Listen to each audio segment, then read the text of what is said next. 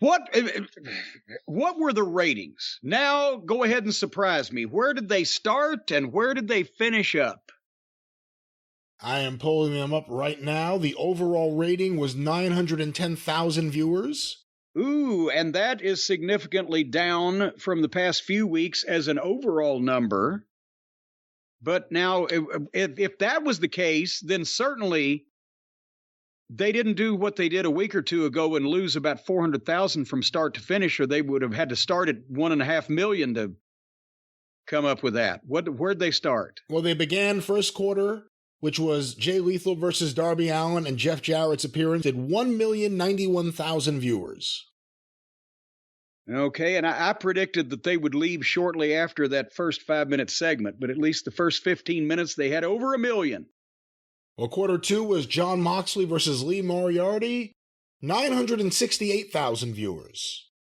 Okay, so after that, they lost 123,000 people from that first match. The end of that match, the post-match, and then Renee Paquette interviewing Saraya did 901,000 viewers. And they lost another 67,000, so that makes 189, I believe, thousand from the start of the show. The segment with the Acclaimed and Billy Gunn having a party, and then all the tag teams and everything afterwards, as well as the Britt Baker interview and the Chris Jericho promo, did 1,020,000 viewers. Whoa! So they come back up another 120,000, and you know Jericho's going to be all over that, taking some credit for it. Well, I think the Acclaimed and Billy Gunn, as much as I didn't like that segment because it's not what I like, I think that's who gets the credit for that. I didn't say who gets it or should get it. I said who's going to be taking it. Go ahead. The next segment, which is the 9 o'clock hour, Chris Jericho versus Colt Cabana, did 880,000 viewers. Whoa! Oh!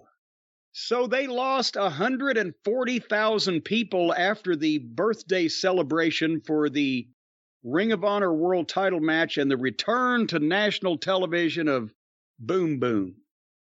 Well, following Boom Boom, Orange Cassidy versus Luchasaurus versus Phoenix, with the debut of Shibata, did 800... Shibooty. No, it's Shibata, and it did 882,000 viewers. So basically, the extra 2,000 people wandered in. We then had the segment with Swerve Strickland talking with Rick Ross and Keith Lee, as well as Jade Cargill versus Marina Shafir in the background while Naga Rose does some stand-up. That did 802,000 viewers. Ooh, another 80,000 down. So they started out with 1,091,000, and they lost almost 200,000 of those until the fourth quarter when they got most of them back. And then what they saw in quarter 5 drove all the way and more. And now they've lost another 80,000 on top of that. So they are down almost 300,000 from the start of the program. Well, the final quarter of the show, Jim, Samoa Joe versus Brian Cage for the Ring of Honor TV title, 738,000 viewers. Oh, boy. Well, and again, it's not Joe's fault. It might be Cage's fault, but it's not Joe's fault, and it's not even Ring of Honor's fault. Ring of Honor, I'm not wanting to see the demise of Ring of Honor. I'm the one that kept them in business. Long ago. But you can't, when you've got a promotion on television like AEW that was already starting to show some cracks in the seams when Ring of Honor came along and now is full-blown imploded over the last fucking 2 or 3 months, you can't spend your entire time on television trying to get another promotion over on the television show that is supposed to be about trying to save your existing promotion. And there are 353,000 people that decided from the start of the program to the finish, fuck this. And I mean, when we would get the local ratings in Louisville here, just the local ratings for OVW television, and we were on 11 to midnight, we didn't lose people like in percentages like that to sleep at midnight. What about the argument that the World Series was taking place? Wasn't it taking place through the whole goddamn show? Well, there was a team no-hitter taking place that people may have wanted to see. I don't know if that would take a big dent out of the wrestling audience, but it was happening. Okay, what? I can't do this math in my head, and I can't reach a calculator. What percentage is 353,000 of 1,091,000? I'm saying it's close to 33% just by doing off top of my head business. Somewhere around 30, 32. What would be happening short of goddamn nuclear fire showers outside of people's homes that would cause a program to lose a third of its audience in over 2 hours? Lack of star power, lack of good booking, lack of angles or people that you care about if you watch that show or have tuned in or just flicked by. All right, you didn't have to come up with several different fucking valid answers to that question. Oh, I'm flicking by. It's 9 o'clock. Oh, there's Chris Jericho. Who's he going to wrestle? I don't know who this fucking guy is. I've never seen him on my TV before.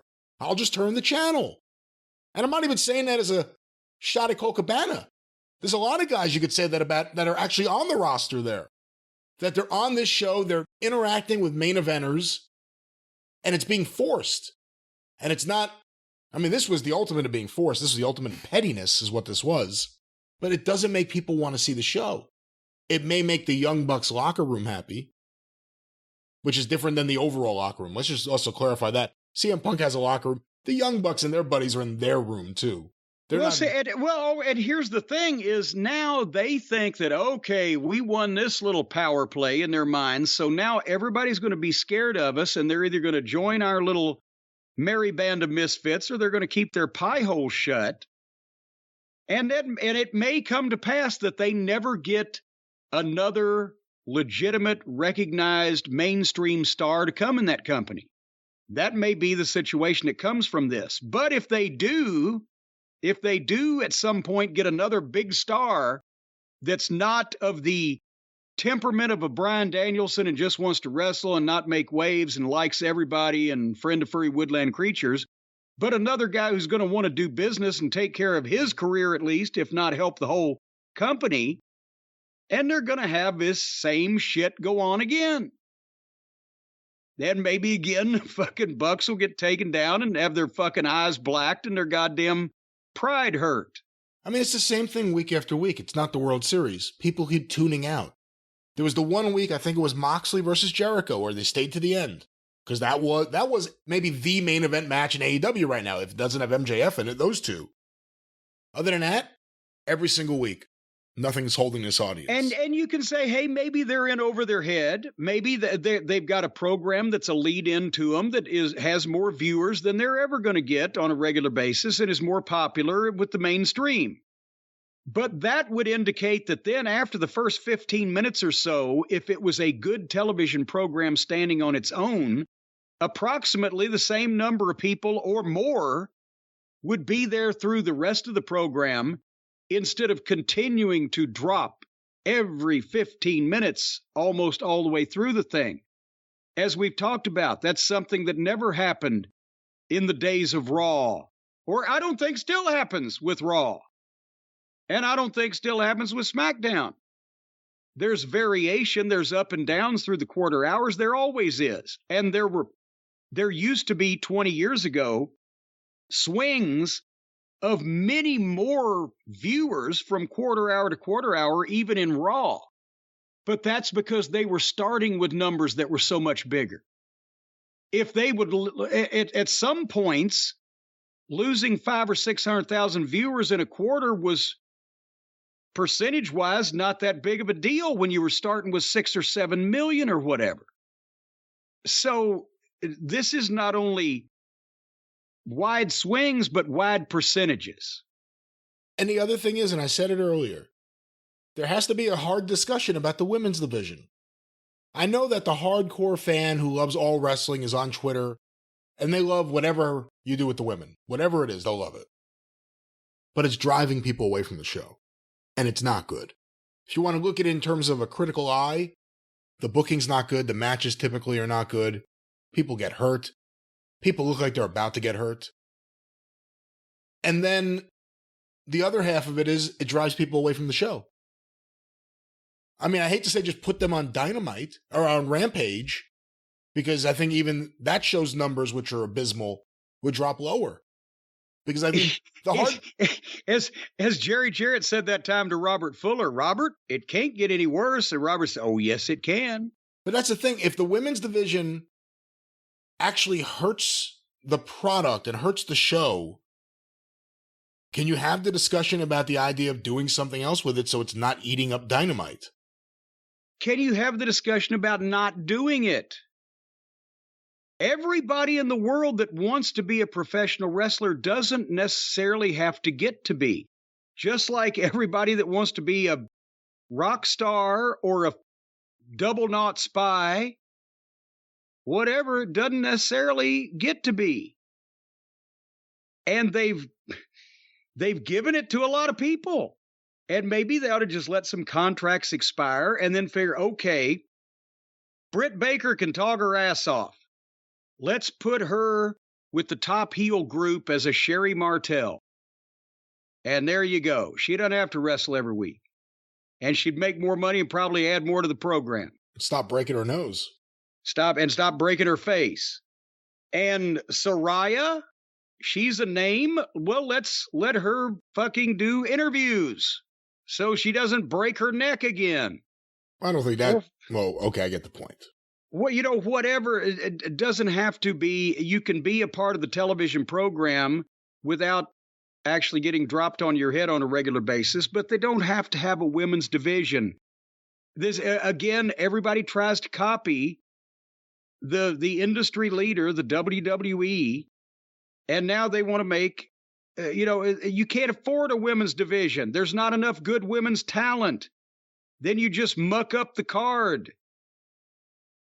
And it's just simply to act like you're going to be one of those cool promotions to give all the girls a chance also. Well, the girls can have a chance. You're not preventing them from wrestling anywhere. You're just saying, I ain't got enough good guy wrestlers. I especially don't have enough good girl wrestlers, and I'm going to goddamn limit my budget. We're going to concentrate on what sells the fucking tickets.